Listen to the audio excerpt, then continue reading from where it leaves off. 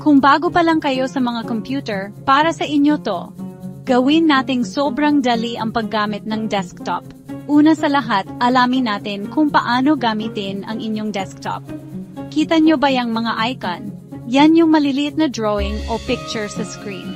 Mga shortcut yan o parang mabilis ang daan papunta sa mga paborito nyong program o app.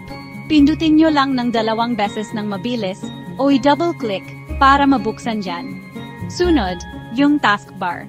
Yan yung mahabang linya sa pinakababa ng screen nyo. Para yung control center nyo.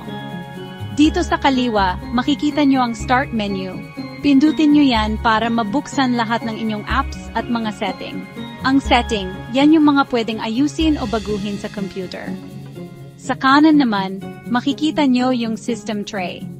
Diyan yung orasan at mga abiso o importanteng paalala. Gusto nyo bang maging organisado ang desktop? Mag-right-click kayo sa desktop para gumawa ng mga folder. Ang right-click, yan yung pagpindot sa kanang pindutan ng mouse. Ang folder naman, parang isang lagayan para sa mga files nyo. Hilahin nyo lang tapos bitawan o i-drag and drop ang mga file papasok sa folder para manatiling maayos ang lahat. At tandaan, pagtapos na kayo, laging gamitin ang start menu para i-shut down o patayin ng tama ang computer. Yun lang. Papunta na kayo sa pagiging mas magaling sa paggamit ng inyong desktop. Tuloy-tuloy lang sa pagpapractice at maging sanay na sanay kayo agad-agad. Salamat sa panonood.